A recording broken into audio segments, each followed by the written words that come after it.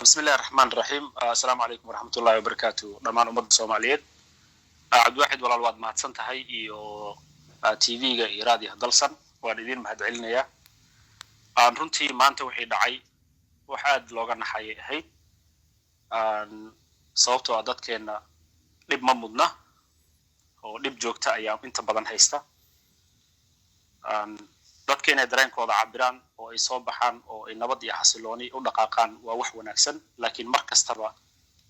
in nabadgelyada iyo xasiloonida la ilaaliyo ayaa aad u wanaagsan si kooban haddii aan u dhaho maanta runtii wixii dhacay waxay ahayd wax argagax ah dadkeena ay dhibaatooyin badan la daala dhacay argagax ma mudna dhinacu doona ha ka yimaado markaad aragtid xaaladda maanta wixii dhacayna intii dhibta gaartay xanuunku waa la qaybsanaya waxaan alla uga baryayaa inuu u dhib yareeyo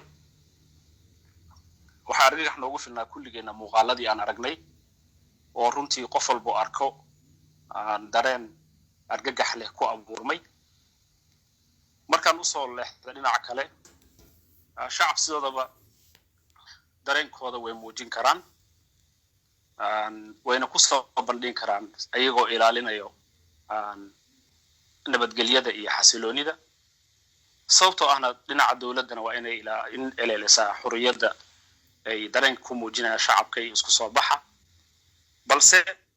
waxa markasta aad u wanaagsan oo xaqiiqdii dhamaanteena ay tahay inaan wada ogaano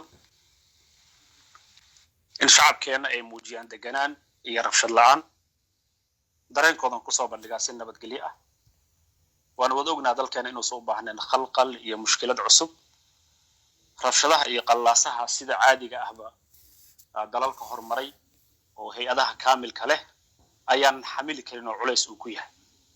Soomaaliya waa ognahay annaga sidaan ugu nugulnahay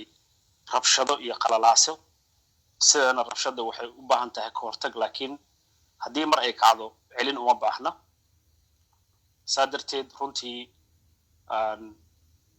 aad iyo aad ayaan uga xumahay maanta siday wax u dhaceen shacabka argagaxa soo gaaray mana ahayn waa laga wanaagsanaa oo si kale oo ka wanaagsan ay wax u dhici kareen waa gartay maalmahan waxaa jiray warar cunfi ka buuxa oo dhiila xambaarsan oo hawada la isu marinayay marka maxaa kalifi kara bay kula tahay in xilligan dagaal lagu baaqo ama wax dagaal dhici kara loo sababeeyo iyadoo hadda cabsi noocaas ay jirto arrintan horta runtii mar kastaba dhinac kasta marka laga fiiriyo waxaa sidoo wanaagsan waxa la yiraahdaa nabad inay macaan tahay waxa qofkii colaad soo arkay nabad wax ka macaan ma lahan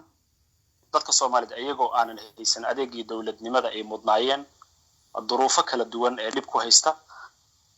maanta runtii hadallo cunfi ah iyo colaad kicin ah iyo rabshado ah marna uma wanaagsano dadkana sideedaba in la kiciyaa oo colaad lagu kiciyaa wax qof dareen leh ama naxariis ay ku jirto uu marnaba soo dhaweynaya ma aha sida guud ee basharka caadiga guud ahaan dadkeena Soomaaliyeed kuma basii jiraan sida darteed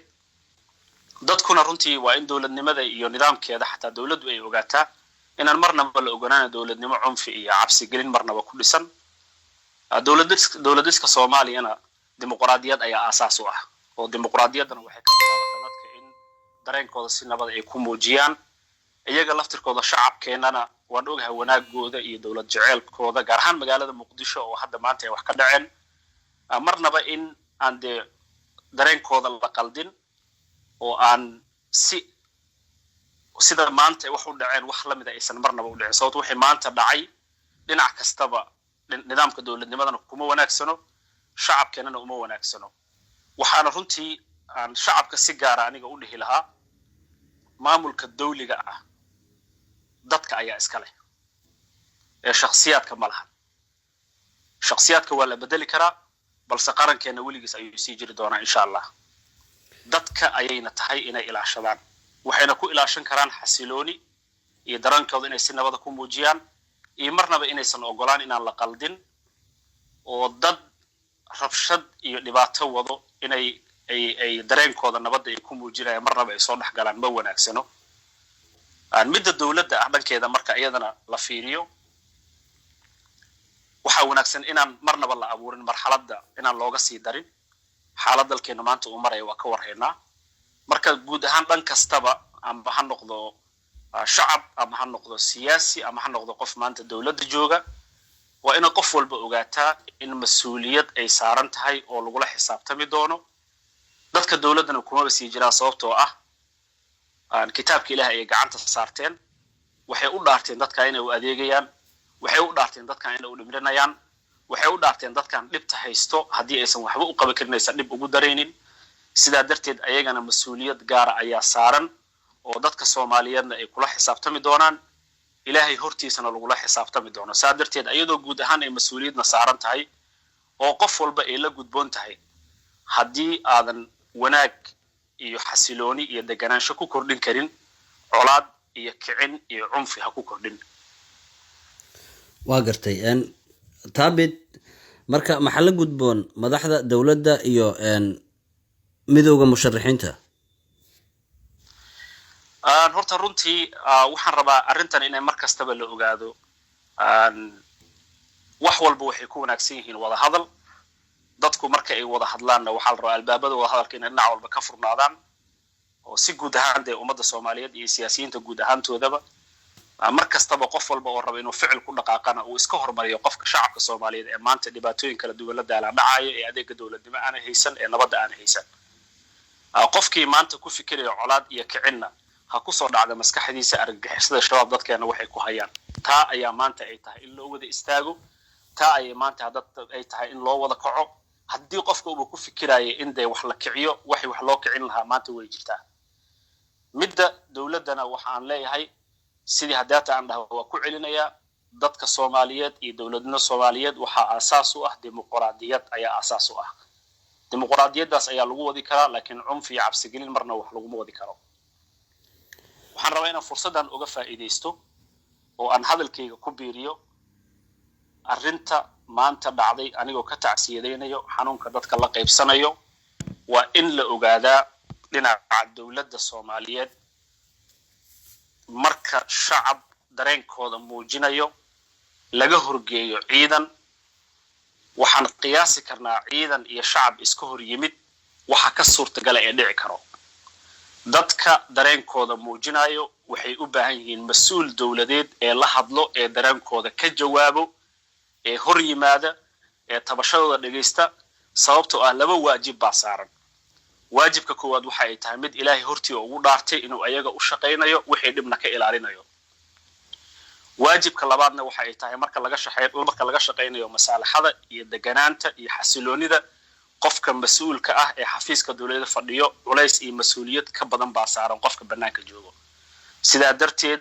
wax wanaagsan maaha shacab iyo ciidan in la isku daayo kaligood haddii aan dhinaca shacabka dhankooda u soo jeestano anigoo og daruufta ay ku jiraan culays ka haysto iyo dareenka maanta siduu u og yahay laakiin haddana walaalahayga Soomaaliyeed shacabka qiimaha leh aan ogaano nabad wax nooga macaan ma lahan dareenkeena aan ku soo bandhigna si xasiloon oo nabad ah sidoo kale aan ogaano dadka maanta madaxdooda aan fiirinayno ama dusha dadka maanta ku wada hadlayo way tagayaan bari laakiin qarankeena wuu jiri doonaa caruurteena awlaadeena ee maanta duruufta adag ku jirtana waxay u baahan yihiin qarannimo waxay u baahan yihiin dawladnimo sidaa darteed dareenkiina iyo in aad muujisaan inaad soo baxdaan dastuurka dalka ayaa idin ogol dadnimada Soomaaliyeed ayaa ogol fahamka fikirka saliimka ayaa ogol in qofka dareenkiisa uu muujiyaa taas waa wax uu qofka xorriyada si buuxda u haysto laakiin mar kasta markuu taas sameeyo xasiloonida iyo deganaashaha inuu fiiriyo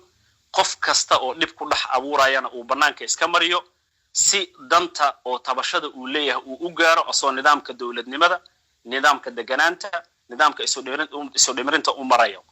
dadkaas ee duruufaysan dawladda Soomaaliyeedna mas'uuliyad ayaa ka saaran mas'uuliyadda Ilaahay hortii idinkaga saaran iyo mas'uuliyadda oo maanta ay tahay inaad gudataan inta ay waajibaadkaas ahaysaan waa in aad fiirisaan marnaba yaan laga fiirin dadka waxa ku dhex jira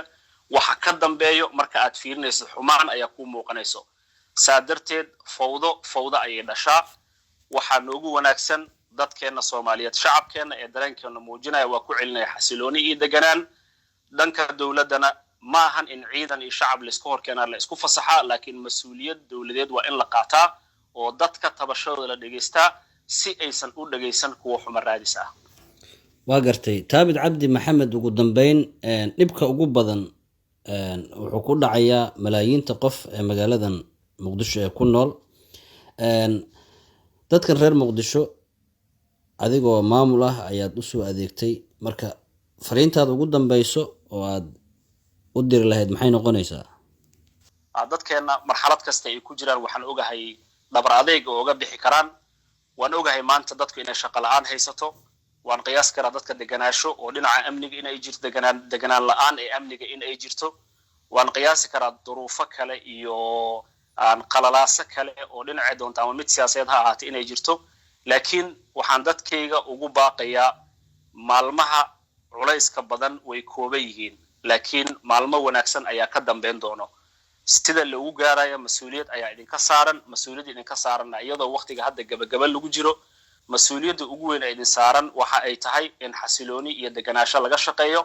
markastana la ogaado awoodda dawladnimada shacabka ayay ka timaadaa dawladnimadana qof ma lahan qof wax meel ugu xiran tahay ma ahan dadka Soomaaliyeed oo idinka iska leh meel walba aad ka joogtaan Soomaaliya idinka ayaa iska leh dawladnimada sidaa darteed wax walba oo dawladnimada baabi'inayo ama dhaawacayo in aad u istaagtaan oo aad si nabad leh oo xasiloon ugu istaagtaan oo aad ka dhiidhisaan waa wax wanaagsan haddii ay noqon lahayd nidaamka qori isku dhiibka ee Soomaaliya sunna u ahayd haddii aad aragtaan inuu liicayo inaad si nabad ah oo xasilooni leh oo deganaasho leh oo dhimrin leh in loogu istaago taa macnaheedu waxaan u leeyahay maanta dawladnimada cid kale idinkama leh idinka ayaa iska leh waxa idinla gudban waxay tahay xasilooni iyo deganaan inaad muujisaan dawladda Soomaaliyeed iyo madaxda dawladda guud ahaan waxaan ugu baaqayaa mar walba oo ficil adag ama la isticmaalo wax la yiraahdo violence ama la isticmaalo awood in lagu maquuliyo wax faa'iido ma keenayo sababtoo ah waxa tusaale kooban dadka ugu filan wiilka ama gabadha aad dhashay oo caraysan markaad gacanta xoog uga qabatid oo aadan dhimrin ku wasi dhimrina ula hadlin xooga aad uga qabatay ayaa uga sii darayo oo ka sii xanaajinayo iskaba daayay dad maanta duruuftaas ku jira oo dareenkooda muujinayo ma mudno in gacan awood leh ama cabsi gelin leh lagu dayo maanta ma mudno laakiin waxay mudan yihiin dhaga laab u duleelay in lagu dhageysto qol wanaagsanna lagula hadlo wax alla waxa ay tabanayaana bini'aadanku hadal ayaa deeqo oo dadkeena si hadal wanaagsan lagula hadlo foodo Soomaaliya way ka soo daashay ilaahay idinkiisna waxaan ilaahay ka bariyaa in Soomaaliya aysan dib dambe arkin oo maanta inta ay haysato hore looga sii socdo mas'uuliyiinta dawladana maanta inta la hayo hore u sii wadaan mas'uuliyiinta kale ee guud ahaan Soomaaliyeed iyo shacabkana la wada ogaado waxa aan dadku nahay waa dawladnimada annaga leh dadka yimaadana way isbedelaan inta ayaan ugu baaqayaa ummadda Soomaaliyeed guud ahaan gaar ahaan dadka magaalada Muqdisho degan shirkadda World Remit waxay ku daafurtay adeeggeeda xawilaadaha ee Soomaaliya hadda si ammaan ah ayaad lacag ugu diri kartaa qoyskaaga iyo asxaabtaada ku nool wadankii hooyo